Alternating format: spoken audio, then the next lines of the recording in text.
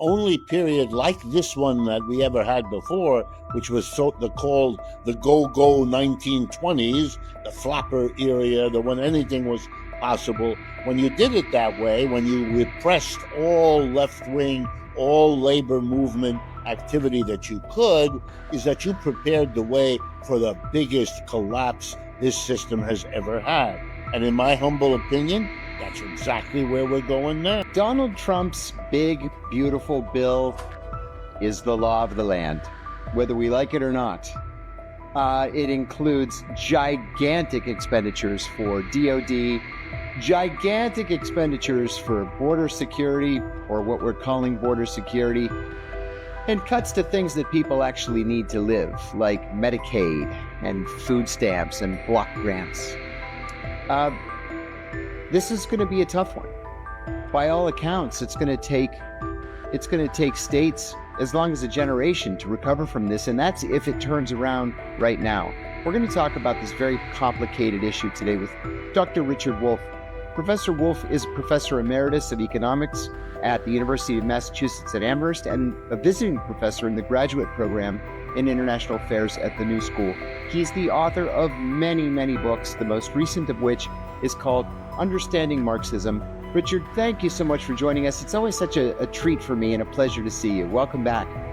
Well, that's very kind of you. I appreciate it, and I'm very glad to be back and talking with you. Oh, thank you very much. This big, beautiful bill.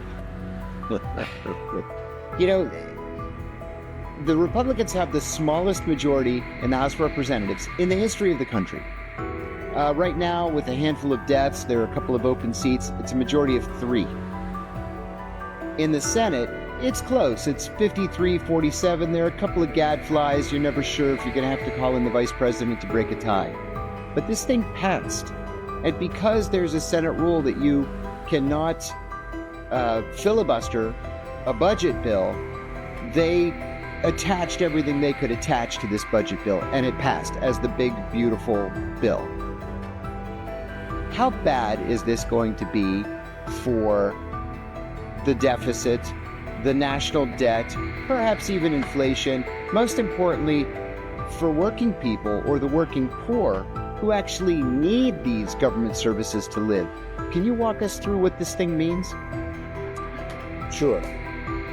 The first thing to say, and I don't mean in any way to soften the blow that I'm about to describe, but in many ways, this is a continuation of what the Republican Party and more broadly the conservative, business-dominated ideology of the United States has been for 75 years. I mean, the important thing for people to understand is that something remarkable happened in the 1930s that has shaped our society ever since. The Great Depression from 1929 to 41 is the defining moment of the economic history of the United States. I want to remind everyone that during that time, the working class of the United States went big time to the left politically. For those who live in the present and see that the working class is at best mixed in its attitudes towards the political system, there wasn't much disagreement in the 1930s that what we needed was something that would nowadays be called socialism of one kind or another. The president at the time, Roosevelt, didn't choose to use that term because it would have made what he was forced to do even more difficult. What he was forced to do was to recognize that the capitalist system wasn't working and that it needed major supports, even just to be tolerable to the mass of the American people. And remember, in 1929, you were only 12 years after the Soviet Revolution in Russia, and people had that in their minds. They knew what people could and would do if and when a system was no longer tolerable. But just to remind folks, so what happened? They passed bills that Americans can't even imagine today. In the midst of a depression, when the government has no money. Why not? Because millions of people are unemployed, and if you're unemployed, you don't earn an income, and if you don't earn an income, you don't pay an income tax. And if tens of thousands of businesses were bankrupt, which they were, they don't function, and they don't pay taxes either. So the government had no money. It passed the Social Security system. For the first time in American history, if you're 65 years of age or older, the government is going to give you a check every month for the rest of your life. Wow, that's helping the average person big time. It means not just that elderly people have a decent retirement, but it means that their children don't have to scrimp and save to keep grandma and grandpa in a tolerable situation. So it helped everybody, the elderly, but their families, their children as well. No sooner was the ink dry on that bill than they passed the first minimum wage in this country. We had never had that before. No employer can pay less than a certain minimum because it's indecent to treat people that way. Then we had unemployment insurance. We had never had any of these things before. You lose your job through no fault of your own, which at that time meant tens of millions of Americans. We're going to give you a check every week for a year or two to help you through this difficulty. And then the biggest of all, the government became the employer of last resort. 15 million people who were unemployed, had no money, felt awful about it, got a job working in something the government thought was important. Some of our earliest ecological efforts were made then. You know, the WPA, we put art everywhere, theater and poetry everywhere. We did really wonderful things for the American people. Yeah. And here comes the best part. Who paid for all of this? The government couldn't. It didn't have any money. So Mr. Roosevelt, the president, who had been approached by the communists and the socialists and the big union movement of that time, the CIO, he understood if he disappointed these people, he wouldn't be the president much longer. So he went to the rich, from which he came. He was an elite family in this country, and he went to the rich and he said, you better give me the money to do all these things, because if you don't, we're going to have a revolution and you're not going to have any money to give anybody at all. And that scared them. Half of them, only half, went with the president. The other half became what we later understood to be the John Birch Society and the basics of what MAGA is today. They are the ones who didn't go along. But Mr. Roosevelt had enough of them, together with a unified working class, and all those bills were passed. Now, why do I say it's a defining moment? Because everything since then, since 1945, when the war was over, when Roosevelt died, the business community was freaked out.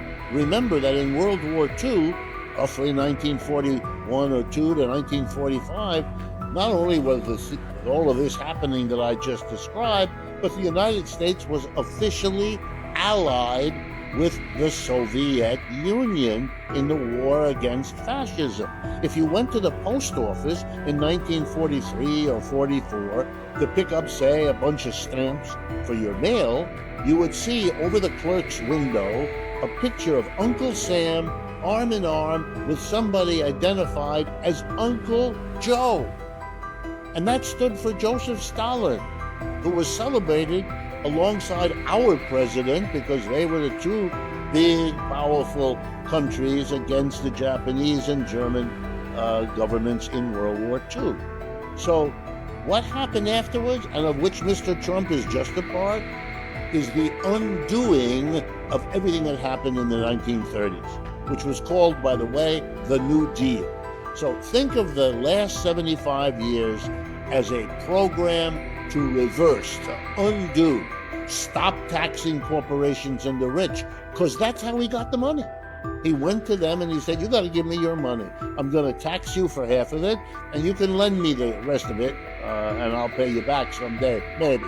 But the point was, everything after that had to be reversed. Stop taxing corporations and the rich. We've been doing nothing else for the last 75 years. Stop spending money to help the mass of people. That companies have been hesitant to do for fear of what it will do to the people. Mr. Trump is simply willing to go the next step, and so he brings in Elon Musk to do that savaging of our federal employee force under the completely fake notion that this has anything to do with efficiency. It doesn't. It's undoing the New Deal. The business community, and let me remind everyone, according to the United States Census, 3% of Americans are employers. The other 97% of us are not. But this is a program since 1945 designed, developed, and now imposed on us as the undoing of the New Deal. It has been developed over the 75 years and reaches its peak in that thing called Project 2025 that we heard about during the campaign when Mr. Trump said he didn't know what it was. Well, he is now carrying it out. I've read it step by step, point by point. If he didn't know what it was, then either he was not telling us the truth, could you imagine it, or he didn't want us to understand too clearly. But I'm here to tell you, as a professional economist, that's what this is all about. And if it's harsh, which it is, and if it's unfeeling, which it is, well, that's part of what we're talking about. We had to have nearly a total collapse of America before we got Social Security, unemployment compensation, a federal jobs program. And we're not going to get those things back again unless and until two things are likely. One, a collapse of this system, and or a mobilization of people who understand what's going on and have said and will act on the notion, that's it, we're not taking this one step further. Let me ask you about that, because it looks like we are leading to the collapse of this system. In the 1950s, the highest tax bracket was something like 75, 80, 85% for the truly rich.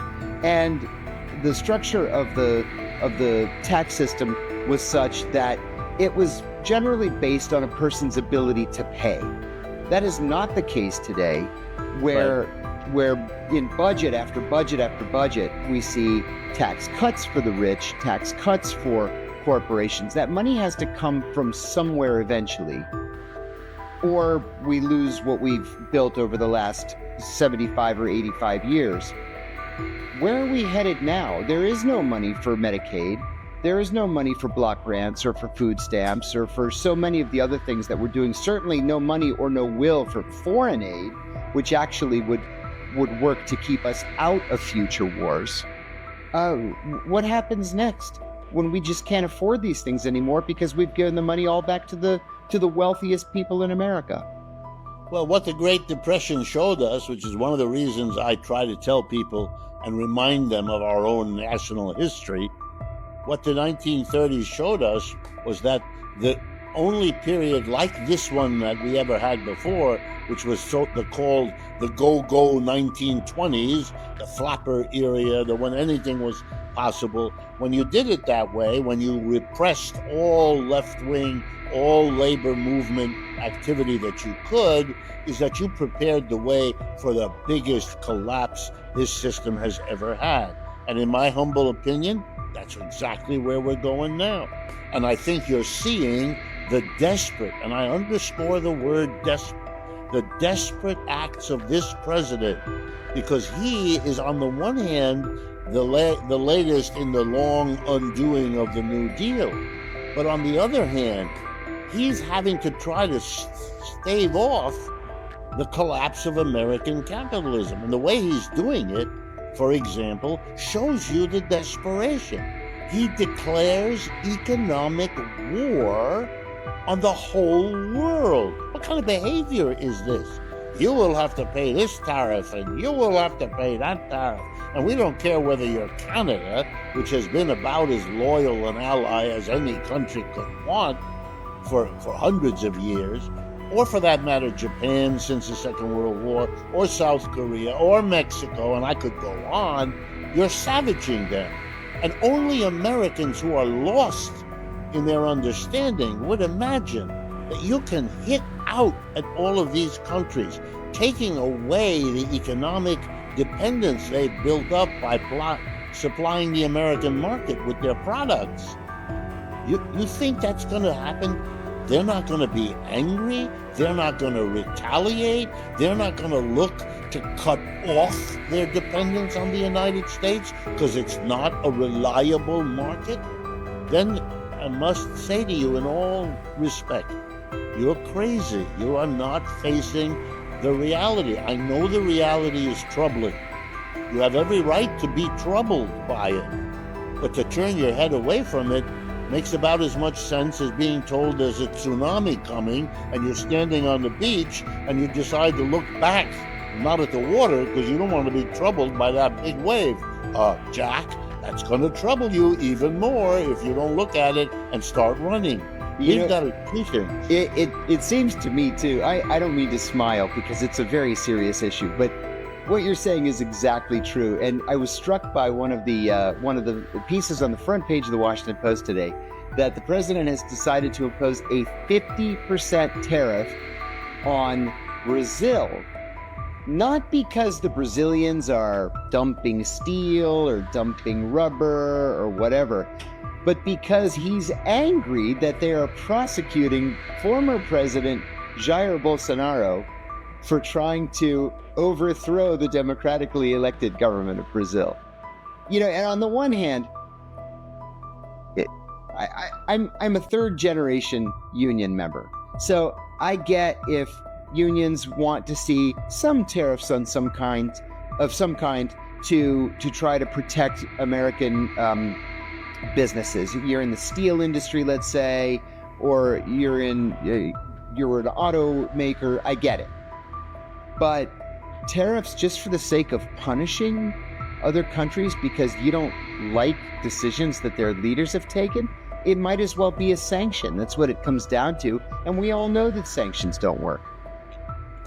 Yeah, but it gives you a sign of desperation. Yes. And let me explain that. It's desperation because it always has the opposite effect of what you desire. Let me explain it with Mr. Trump's tariff. He puts a tariff on virtually every country, which is in itself a hysterical act. It's a little bit like having Elon Musk go in and cut every government program. If you're interested in efficiency, you study each program and you make cuts, if that's what you want to do, according to some general notion of what each agency does and how well it does. But across the board, firing everybody, that shows that what you're interested in is not spending money in these areas, not in the efficiency with which the money. Calling it efficiency is designed to give cover to the people who don't want to pay taxes and don't want that money to go out because then they won't have to pay that and can't think beyond that. And that's simple money. Because, if you pay a tax and the government does something, you get the benefit of what the government does. You pay the price of paying the tax. You weigh both those things. You don't just go to either spend more or to tax more. It's childish. But let me get back to why Mr. Trump is desperate. Every country now has a tariff against it or is being threatened by it. You know what that does? It gives every leader, good leaders, bad leaders, and everything in between, an out, a wonderful opportunity. Things are going bad in Nigeria or Malaysia or Panama or, Poland. You can blame Mr. Trump, whoever you are. The tariff has really hurt. You get out of having been any way accountable. All Mr. Trump is doing is strengthening the position of every government in power because they can now plausibly blame Mr. Trump. So, and you know what that teaches the people of every country?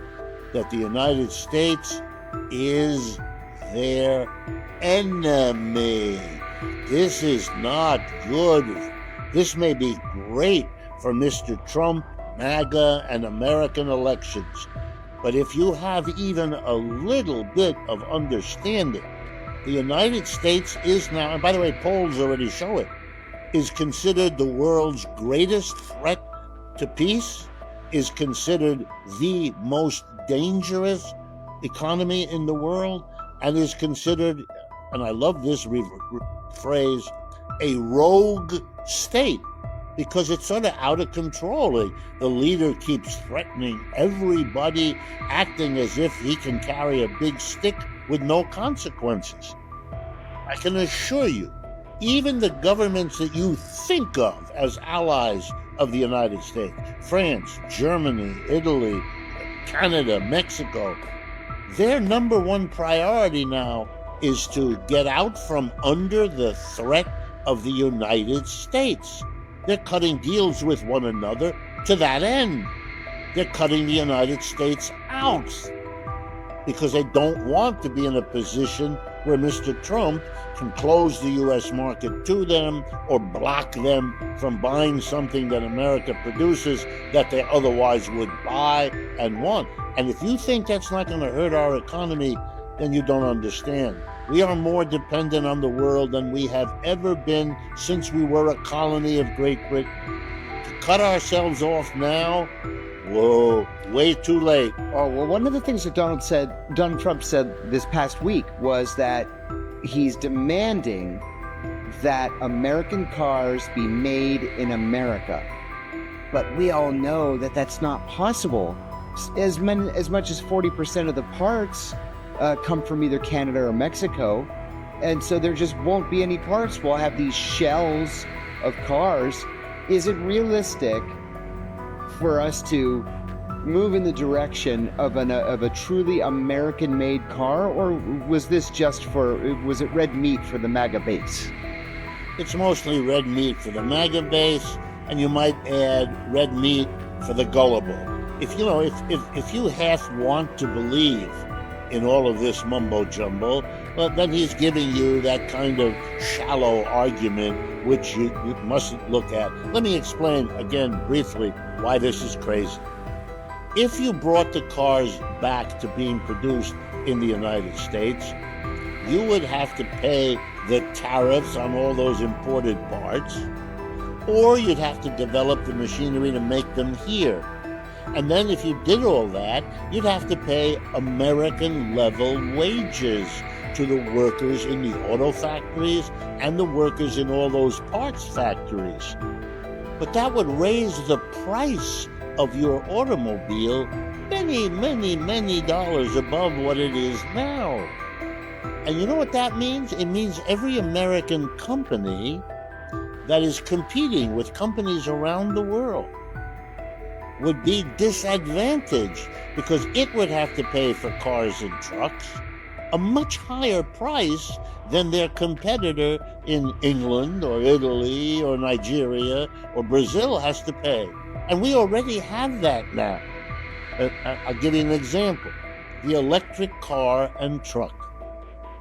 Starting 15 years ago, there was a competition among all the car companies who's going to develop the new generation of cars that don't burn fossil fuel but run on electricity. I mean, basically, a battery. Okay, here we are 15 years after that competition started, and I can announce, as the whole world knows, the results. The number one success there is the Chinese, as is happening in every other area sooner or later. That's what it means to understand that the American empire is declining. That BYD is a gorgeous car, and I would buy one if I was able to. Right. Well, a few weeks ago, I was in Europe, to be particular in Paris, France. And all over the streets, parked and moving around, were BYD automobiles. Why? Because they're the best, cheapest electric car on the market. Same thing with the truck.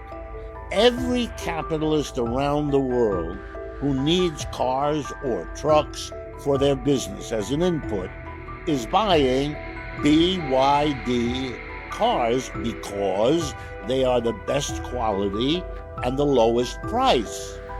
Americans can't compete. Why? Because they can't get access to the BYD. And why is that? Is BYD unwilling to sell cars in the United States? Absolutely not. They have offered to do so. They are eager to add the U.S. market to the markets they already have in Asia, Africa, Latin America, and Europe. Number one selling car in Australia. Right. And Mr. Trump, in his first presidency, imposed a 27.5% tariff on Chinese electric vehicles. But now, to show you that this is not about Mr. Trump, Mr. Biden raised the tariff on BYD from 27.5% to 100%. Let me explain. If the car or the truck costs $30,000, and that's what they basically do, you would have to come up here, if you're an American, with $30,000 that go to China to pay for the truck, and another $30,000, 100%, go to Uncle Sam because you're paying the tariff. For you, the truck would cost 60 grand. So you don't buy it. You buy a lower quality electric vehicle from Ford or General Motors or Tesla.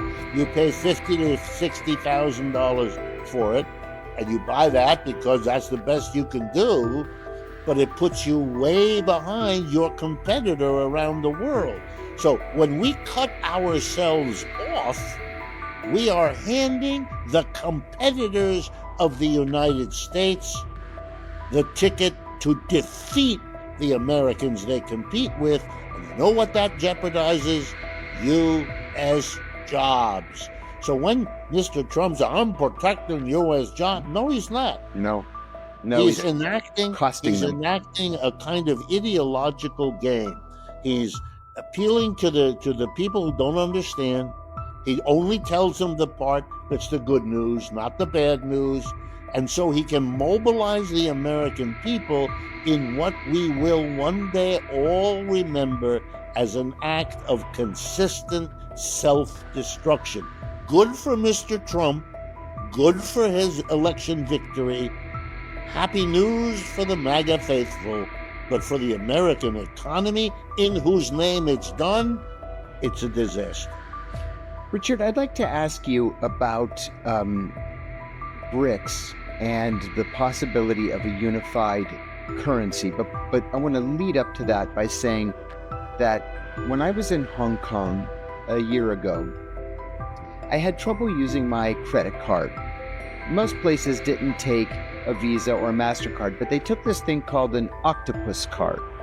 I had misidentified it recently as a Panda card. It was the Octopus card. And I asked one of the shopkeepers, what is this Octopus card that I see everywhere that people are using, Chinese people? Yeah, that's the credit card. That's the Chinese credit card.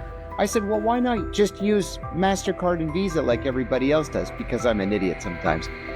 And the shopkeeper said, because every one of those transactions goes through New York.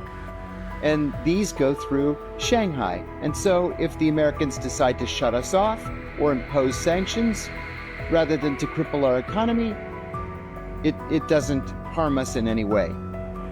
Is that the future? Or is that something that's just specific to China right now? And should Wall Street be worried about this independence that the Chinese are showing on financial matters? The few that pay attention are worried. So I can answer your question that way. But they remain a minority. And even they are hesitant to do much, both because they don't want Mr. Trump to turn against them, because he's very vindictive and he has no boundaries and he will denounce them and all that. But even more, they're getting from Mr. Trump enough in the way of short-term gains that they don't want to, interfere with the goose that's laying golden eggs for them. I'll give you an example. 10 days ago, we had that bill go through Congress, signed by the president, the so-called Big Beautiful Bill, which gives corporations incredible tax cuts. It continues the tax cuts Trump gave them back in December of 2017. They're getting lots of really tangible billion-dollar goodies. So yes, they are worried. The long-term implication, basically, by the way, the Chinese credit card is part of the fact that China is years ahead of the United States in utilizing electronic mechanisms of payment. With that omnibus or octopus, whatever you want to call it, everything they pay, everything, and every bill they have, every fee they have to pay, their taxes, all of that is now done instantaneously by credit card. You get a monthly statement that goes through all of whatever it is you've done. And that's there for legal purposes. It's as if you had a personal accountant keeping track of everything you're doing, only now you don't need to pay anybody. It's built in to the credit card.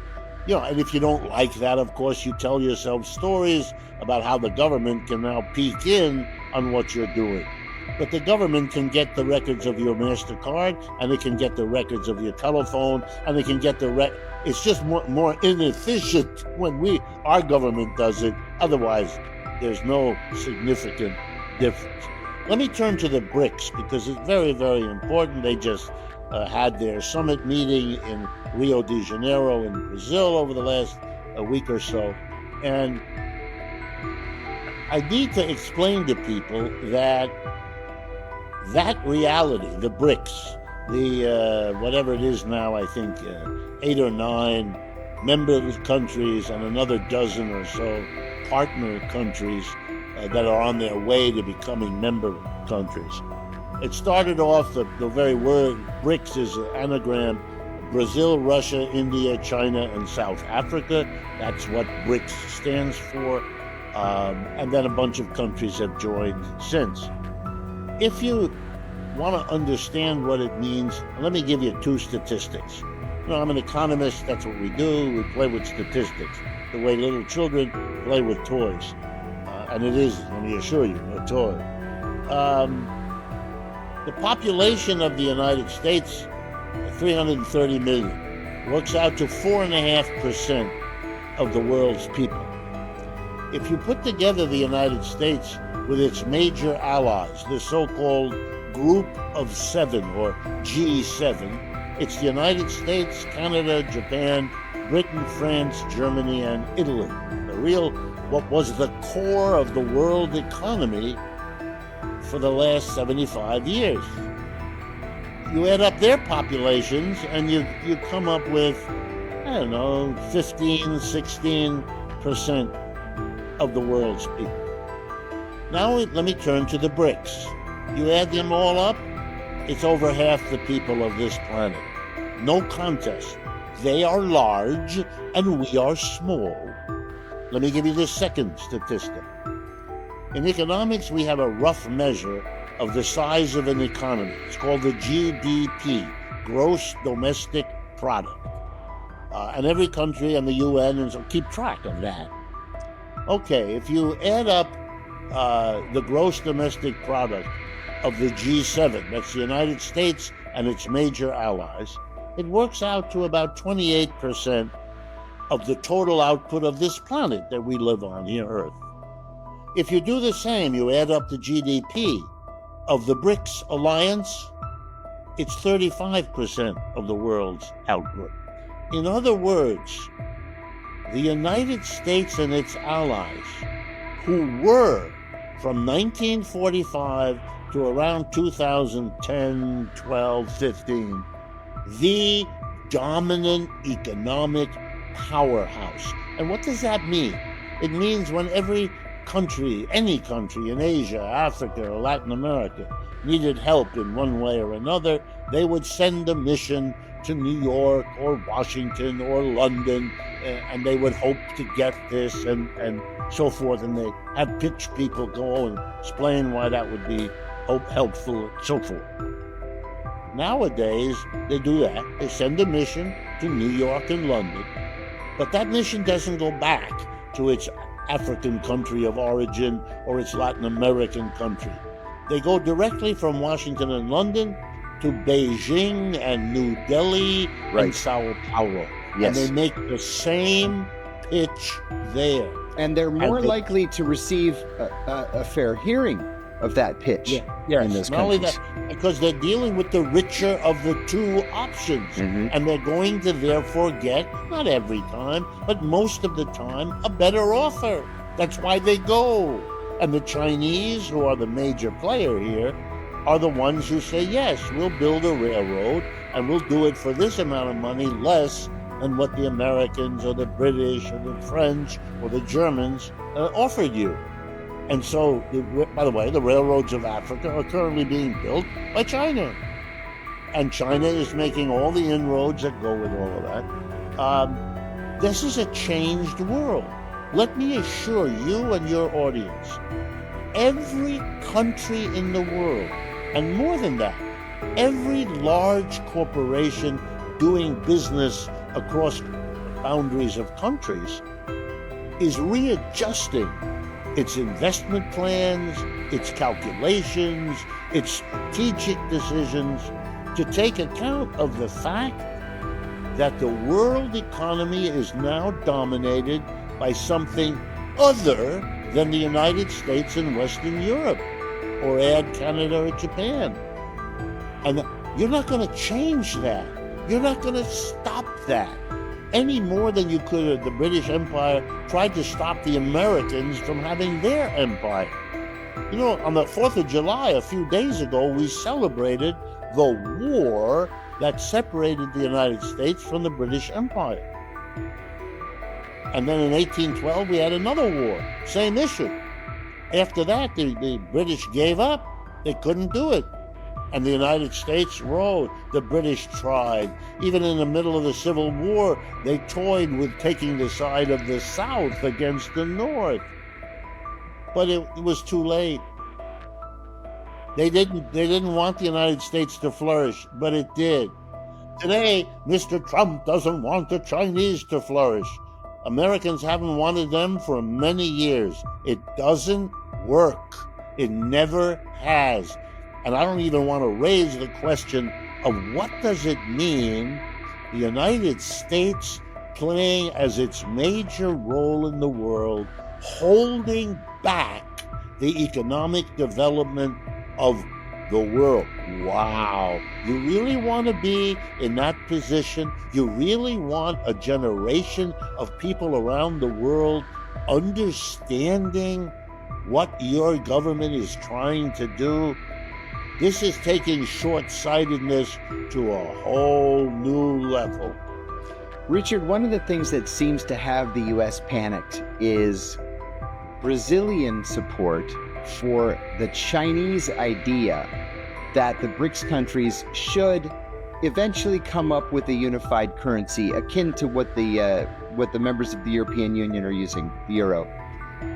This would presumably dethrone the U.S. dollar as the international, business currency.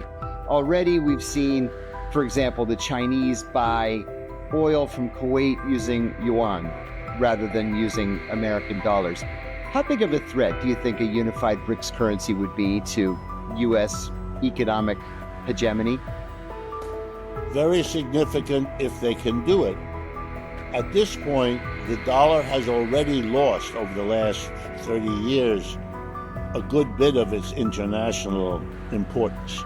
I mean, if you look today at the proportion of reserves held in the central banks of 180 countries across the world, it used to be 70-80% of their reserves, the backing for their currency, was U.S. dollar holdings. Today, that number is more around 40 to 50%. So they've already voted with their feet. The United States is also the world's greatest debtor country. We owe more to the rest of the world than any other country does. And our two biggest creditor countries are Japan and China.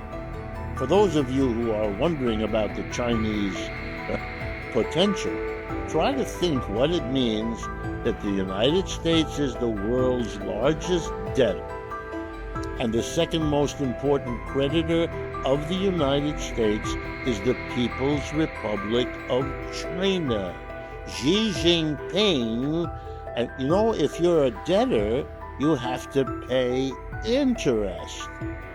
So the United States has to pay interest to China because it owes China currently in the neighborhood of $750 billion.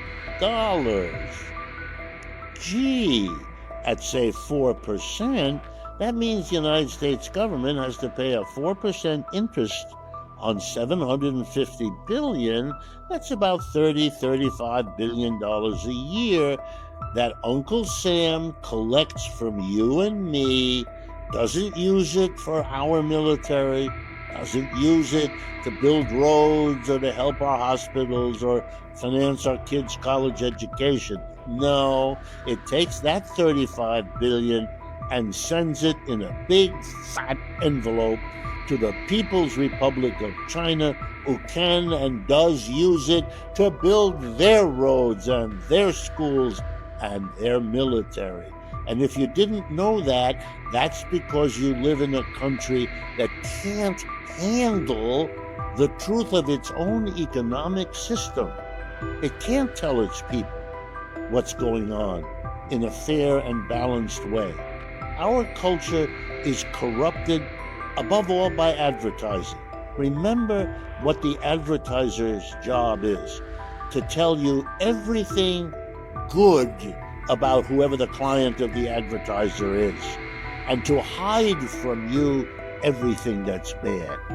That makes communication the equivalent of lying. We live in a country where people, particularly politicians, think of themselves as marketing themselves to the public. Tell them everything good you can imagine and hide from them everything that might upset them. What that produces is the lunacy we allow living through. Last question for you. Yesterday, the White House imposed new sanctions on Russia. And there's this ongoing joke, like how many sanctions could there still be that we can come up with to impose on Russia and any other country? At the same time, it's clear from Iran's relationship with the Russians, the Chinese, the Indians, and many Western European countries that American sanctions just no longer affect the Iranians. They lack for nothing. Of course, it would be nice if they could, for example, purchase American spare parts for their aging or aged Boeing 727s. It would be nice if they could purchase American dredging equipment so that it would be easier to get their oil out. But they don't really need the United States. Their trade relationships with the rest of the world are robust. It looks that like the Russians are in the same situation where the sanctions may have stung momentarily at the start of the war with Ukraine, but they've passed this point. What should we think about sanctions right now? Are we in what really should be a post-sanction era where sanctions just simply don't work if the point is to coerce another country into doing something we want?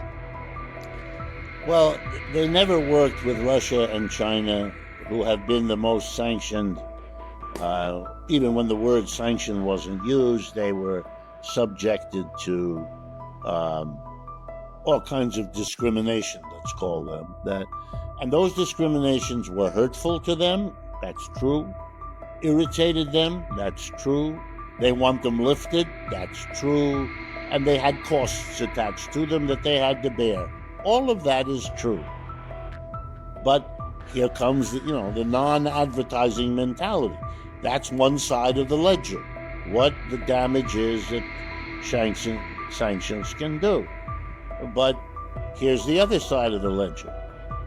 People who are affected, businesses, individuals, politicians, by sanctions, immediately go to work to get around the sanctions. The sanctions are a problem. If you're a businessman or woman, you know that problems in your business arise all the time. Sometimes from places you understand and you anticipated, but often from places you had not thought were a problem, and then they become a problem. And that's part of what it means to run a business. You're constantly having to recognize and cope with problems. All that sanctions ever did was represent a problem. So, for example, if Russia wants to sell oil to a country, and the United States threatens that country with consequences if they buy the oil, all right, now let's see. One option, send the oil to a third country, take it out of one ship, put it in another ship, and then the oil is registered as coming to the country in question from some third country that has no problem with the United States for now, right? If the United States figure this out and then applies the sanction to the next country, they keep going to another country. Every time they do that, there are costs involved. It's a pain in the neck. You have to bribe officials. You have to pay extra storage costs. They don't want it, but they know how to get around it, and the oil is a basic necessity, so they're going to do it. Here's a second. You come up with a way of disguising it. It looks like it's a ship full of grain. It isn't. It's got a layer of grain, and underneath it is the oil. I could go on and on.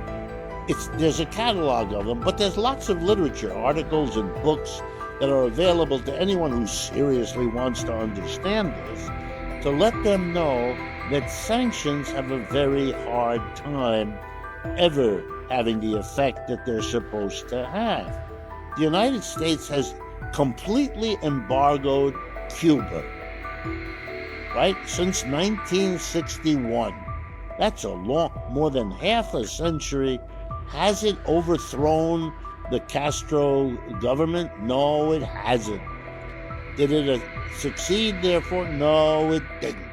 One of the most recent countries to join the BRICS, you guessed it, Cuba. Right? So there's lots of examples where they don't work, but it's worse. One of the things that the sanctions teach is what that merchant told you in Hong Kong. You want to get out from the risk of a United States either under Trump or under God knows who comes after Trump, who might decide to use this or that economic weapon. The way to handle that is to cut the United States out of your international transactions. If you have a choice between selling whatever your country produces to the United States, or maybe instead to Europe, or sell it to the other one, don't sell it to the United States. Even sell it at a bit lower price, because that will come back to bless you, because the Americans can't do anything, and these other people aren't behaving that way. And until others do, and now here's the biggest one of all. The country that was most discriminated against since 1945 is China, because they had a successful communist revolution. It took power in 1949, and the United States didn't recognize them until 1971, when Kissinger and Nixon went to China. So, no trade happened with them. They were not eligible for any kind of assistance. The United States blocked them at every point. And the irony, China is the greatest success story of the last half century. Shutting them down, making them become reliant on themselves without access to Western technology, Western finance, Western markets, was the best thing that happened. I'm exaggerating, but you're getting the point. They were able to turn inward and to develop an economy which now is the greatest competitor the United States has ever had, and is beating them at more things than it's not beating them, so that when it's not beating them, you always have to add the word yet, because they're doing it in AI, they're doing it in electric vehicles, they're doing it across the board. So it turns out that the mother of all sanctions imposed on them for the longest time produced the greatest competitor we have. It's in that sense that I'm trying to get across that the policies pursued have been one immense failure. They may have given the United States empire a few more decades before it passes from the scene, but it hasn't stopped the process, it hasn't reversed the process, and it shows absolutely no sign of being able to do that in the future. Amen. Richard, you have written a lot of books. What are you working on right now? Well, the most recent book is called Understanding Capitalism, and here's what it's about. I do this weekly show called Economic Update. So it's all over the country, radio, YouTube, all of that. And in it, I do these small segments trying to answer questions like those you just posed to me now. And I do that, and what I get is emails, lots and lots of them, and over the years, I've condensed what those emails are asking me to do.